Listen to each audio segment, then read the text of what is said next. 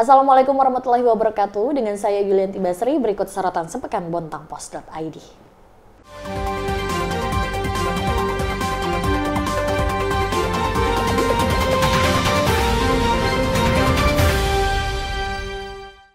Seorang nelayan ditemukan tidak bernyawa di atas kapal miliknya di sekitar wilayah perairan Tanjung Laut Indah. Nelayan tersebut diduga memiliki riwayat penyakit jantung.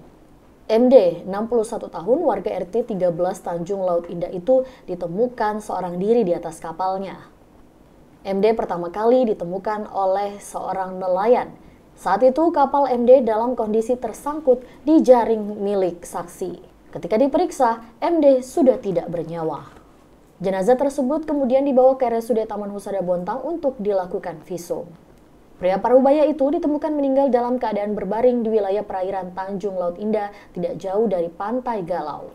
Tim gabungan berhasil melakukan proses evakuasi dan jenazah tiba di Pelabuhan Tanjung Laut Indah pukul 10.41 waktu Indonesia Tengah. Seorang bocah ditemukan tenggelam di Pantai Galau Tanjung Laut Indah saat tengah berenang. Seorang bocah ditemukan tenggelam di Pantai Galau Tanjung Laut Indah Bontang Selatan pada Sabtu 7 Januari 2023 pagi. Bocah tersebut berinisial AN, warga Jalan Sultan Syahrir, RT 8 Kelurahan Tanjung Laut Indah Bontang Selatan. Bocah 12 tahun tersebut berniat berenang di Pantai Galau sejak Jumat kemarin. Namun niatannya diketahui oleh ketua RT dan ibunya yang kemudian melarang AN untuk berenang. Namun pada hari ini usai mengambil rapor di sekolah, AN bersama rekannya tanpa sepengetahuan orang tuanya berenang di Pantai Galau.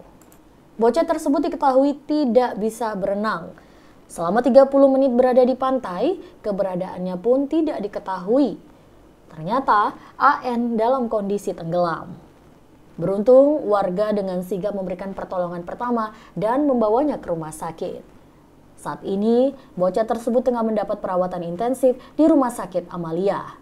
Kondisinya masih syok berat pasca kejadian. Warga Bontang Baru mencurahkan rasa kekecewaannya lantaran konstruksi jembatan yang dinilai terlalu tinggi sulit untuk dilalui. Pengerjaan jembatan di RT 2 Gang Piano 8 Kelurahan Bontang Baru, Bontang Selatan menuai kekecewaan warga setempat. Sebab desain jembatan jauh lebih tinggi dari badan jalan. Bahkan ketinggian jembatan hampir mencapai 1 meter. Warga menilai proyek pengerjaan jembatan terkesan mubazir. Tingginya jembatan dari badan jalan mengakibatkan jembatan tidak bisa digunakan warga.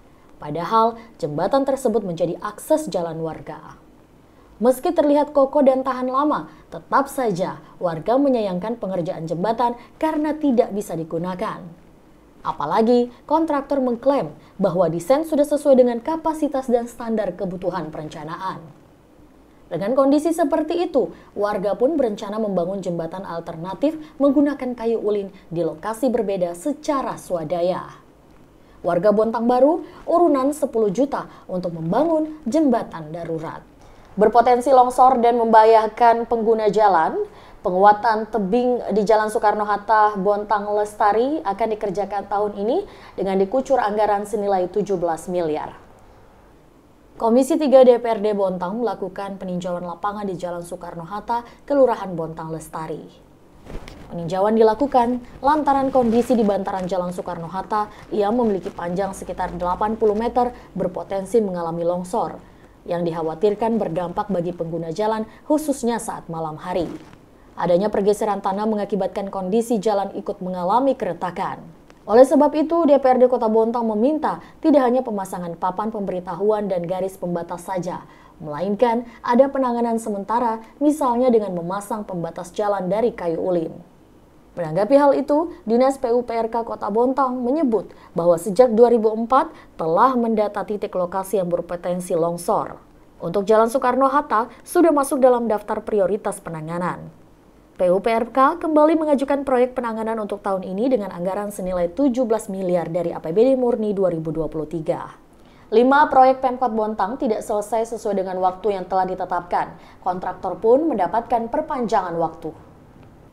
Sebanyak 5 proyek infrastruktur di Bontang gagal diselesaikan hingga batas pengerjaan.